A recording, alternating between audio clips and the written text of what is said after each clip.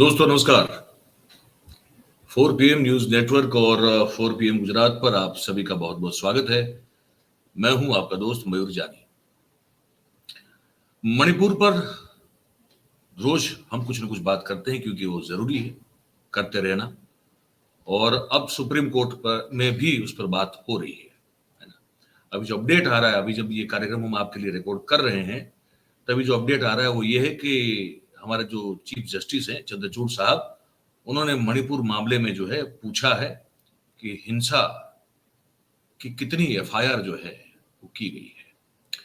वो पूरी डिटेल बताऊंगा कोर्ट रूम में। जो जो अभी तक हो रहा है वो अब तक जो मैं अभी रिकॉर्ड कर रहा हूं तब तक की जो जानकारी है वो मैं आपको पूरी बताऊंगा इस कार्यक्रम में।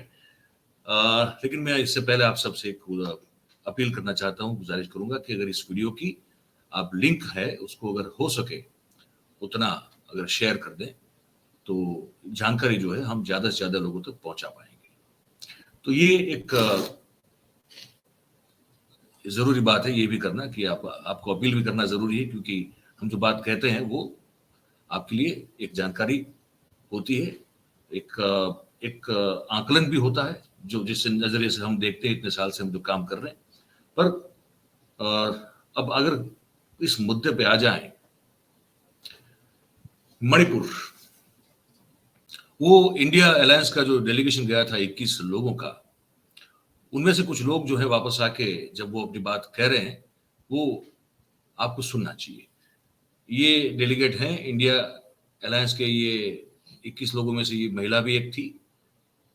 वो आकर जो है क्या बता रही है, इसको जरा पहले आप सुन लीजिए। ठीक नहीं है। कई लोगों का घर जला, बेघर हो गए। 65,000 लोग आज बेघर हुए हैं जो कैंप में रह रहे हैं, और कैंप में ना टॉयलेट की व्यवस्था है, ना बाथरूम की व्यवस्था है। वहाँ पे न खाने पीने की ठीक से व्यवस्था है। चावल दाल सरकार देने से नहीं होता। हर महिला के यहाँ भी छोटे छोटे बच्चे हैं, दिन भर क्या खाएंगे? उनको कुछ भी नहीं मिल रहा है उन बच्चों को, और महिलाएं रो रहे हैं। हम बच्चों के लिए दवाई तक नहीं ले रहे हैं क्योंकि उनका घर जल गया, बेघर हो गया, उनके पास पैसे तक नहीं है। ये स्थिति बना हुआ है। और हम लोगों ने पीड़ित परिवार से भी मिला, जिस तरह से कारगिल में युद्ध में शामिल था, अपनी भारत भूमि को बचाने के लिए कारगिल में खूब लड़ाई लड़ा, लेकिन मैं अपने घर के पत्नी के लिए कुछ नहीं कर सका। जो उनको कपड़ा उतार के परेड करवाए इन्होंने, और दो माँ बेटी के साथ बलात्कार हुआ है, और बलात्कार पुलिस के सामने हुई है। वो लड़की खुद कह रही है, हमको बताई है वो लड़की, उन्होंने कहा कि हमारा बलात्कार पुलिस के सामने हुई, लेकिन उस पर सरकार कोई कार्रवाई नहीं कर रही है। इतना भी निर्जल नहीं होना चाहिए। और हम लोगों का मांग है कि वहाँ पे जल्द से जल्द शांति की व्यवस्था है, जैसे जिस तरह से मणिपुर में पहले था वैसी है। अगला कदम क्या होगा मैम? देखिए, हम लोगों ने सही रिपोर्ट बना के, जो हम लोगों ने देखा है, जो वहाँ से उन लोगों से बातचीत की है, जो हमारा जो सही रिपोर्ट होगा वो सदन के पटल पर रखेंगे और मांग करेंगे कि प्रधानमंत्री सदन में आए, क्योंकि हम लोगों 20 तारीख से पार्लियामेंट हाउस चालू है। उस दिन से हमारा एक ही मांग है कि प्रधानमंत्री सदन में आए और मणिपुर पे जवाब दे, मणिपुर पे चर्चा करे। तो ये आंखों देखी जो 21 सांसद थे जो गए थे, जो कि विपक्ष से हैं, और उन्होंने जो आंखों से देखा वो उन्होंने बयां कर दिया। ये लोग जो है 21 लोग जो डेलीगेट्स जो गए थे इंडिया अलायंस से, वो जो है वो जाके मणिपुर के जो गवर्नर है, महिला है, अनसुईया उइके उनका नाम है, उनको भी जाकर मिले। और उनके बाद जो उन्होंने रिपोर्ट जो अपनी फाइल की, तो उनको अपने हस्ताक्षरों के साथ राज्यपाल जो है, जो महोदया है, उनको भी ये रिपोर्ट दी, और ये मांग की गई कि सरकार को इस राज्य में जो हिंसा भड़क उठी है उसको लेकर जरूरी एक्शन जो भी लेनी हो वो लेना बहुत जरूरी है, वो लेना चाहिए।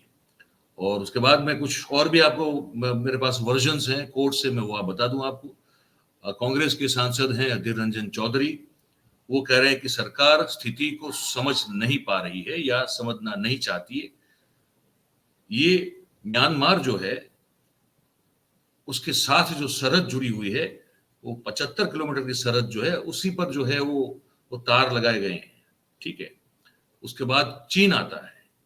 तो ये स्थिति चिंताजनक है। जो हमारे पूर्व सेना प्रमुख ने भी, नरवणे साहब ने भी इस पर जो है एक बड़ी चिंता जताई थी और कहा था कि अब इसमें कहीं चीन का तो कोई रोल नहीं है।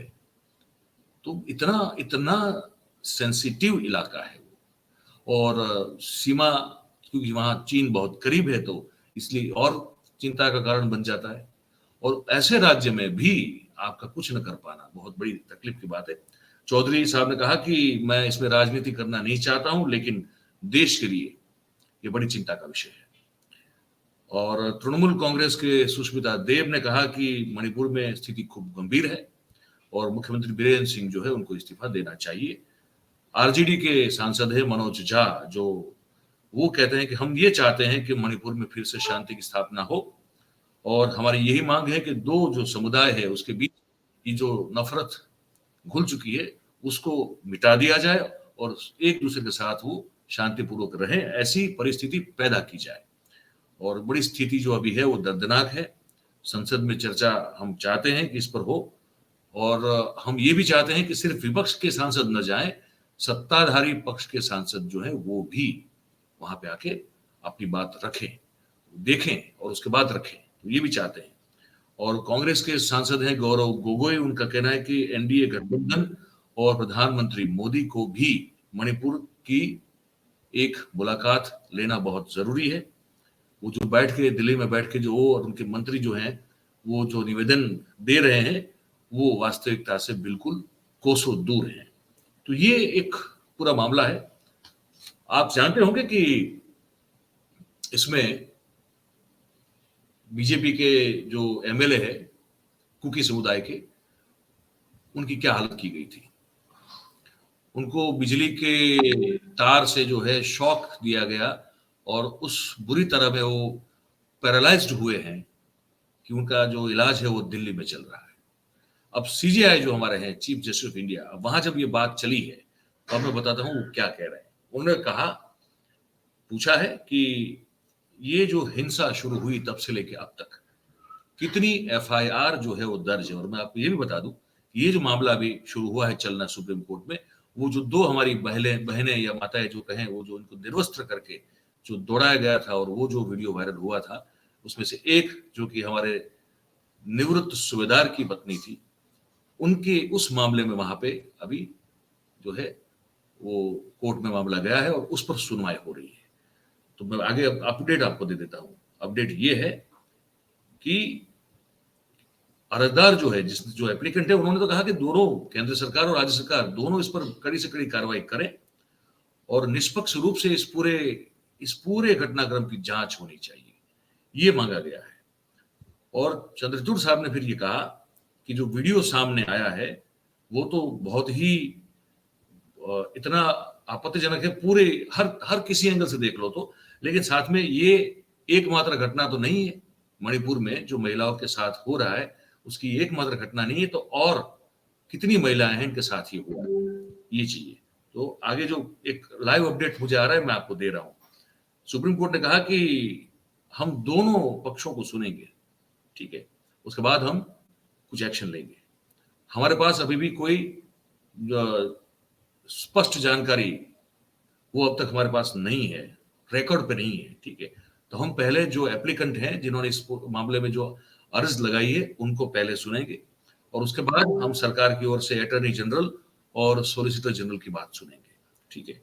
अर्जदार जो अर्जी करता है, एप्लीकेंट है, उनके वकील हैं कपिल सिब्बल साहब, उन्होंने कहा कि ये स्पष्ट है कि पुलिस इन लोगों के साथ मिलकर काम कर रही है। जिस महिलाओं के खिलाफ हिंसा और इस तरह की प्रताड़ना का षड्यंत्र जो है वो रचा जा रहा है, उसमें कहीं ना कहीं वहां की लोकल पुलिस शामिल है और पुलिस ही थी जो इन महिलाओं को पकड़ के ले गई थी और भीड़ में छोड़ दिया था। उसके बाद जो भीड़ ने किया है वो हम सब ने देखा है, जो बर्बरतापूर्ण कृत्य जो किया है वो।